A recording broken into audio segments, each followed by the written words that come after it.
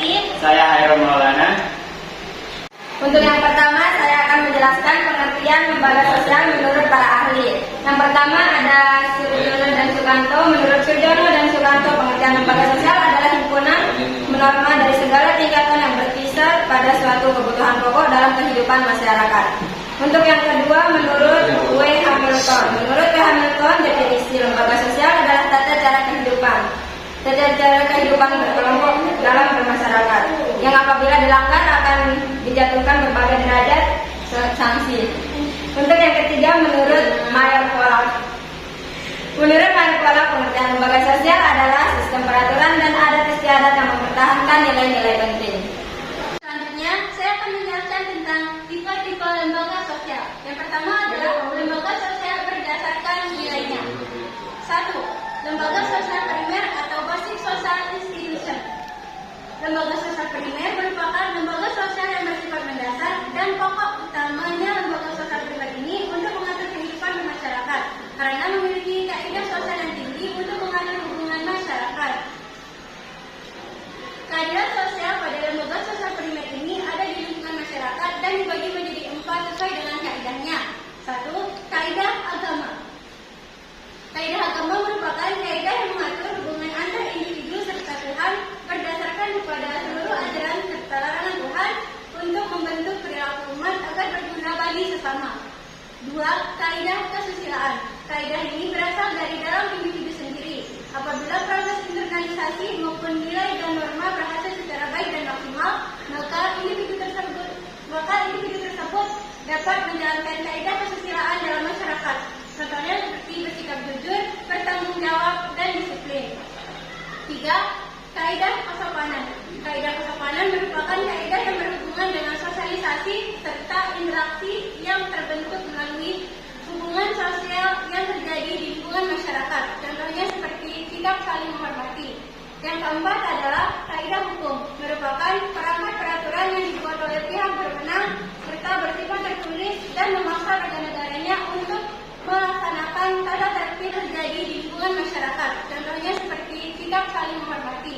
Yang keempat adalah kaidah hukum, merupakan perangkat peraturan yang dibuat oleh pihak berwenang serta bersifat tertulis dan memaksa warga-negaranya untuk melaksanakan tata tertib yang telah tercantum pada hukum. Selanjutnya, bagian kedua akan disampaikan oleh teman saya, yaitu Hairul Maulana.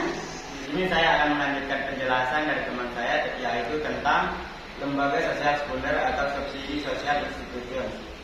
Tipe lembaga sosial sekunder berarti lembaga sosial ini bersifat sekunder, nilai dari lembaga sosial ini dianggap tidak penting oleh sebagian masyarakat. Lembaga sosial sekunder perlu dijalankan secara kompak oleh seluruh lapisan masyarakat.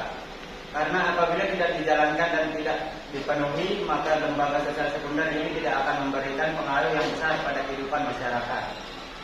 Namun sebaliknya, apabila lembaga sosial sekunder dijalankan dan dipenuhi, maka lembaga ini hanya dianggap sebagai penambah atau nilai yang saja. Berdasarkan konteks ruang maupun waktu, tidak menutup kemungkinan bahwa masyarakat akan menganggap lembaga sosial sekunder sebagai suatu kebutuhan primer menurut mereka. Contoh dari lembaga sosial sekunder adalah lembaga perwisata.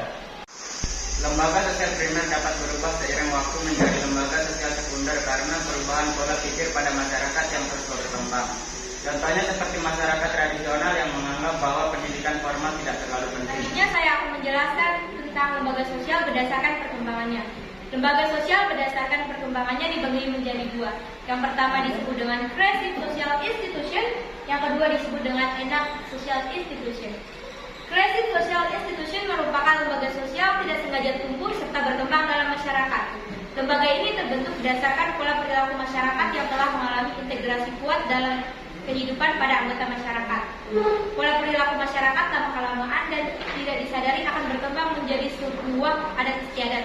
Adat istiadat tersebutlah yang akan menjadi tahapan selanjutnya dalam membentuk lembaga yang baik. Contohnya seperti lembaga agama, lembaga pernikahan, dan lembaga hukum. Yang kedua ada Enacted Social Institution. Lembaga Enacted Social Institution ini adalah lembaga yang sengaja dibentuk untuk dapat mencapai suatu tujuan.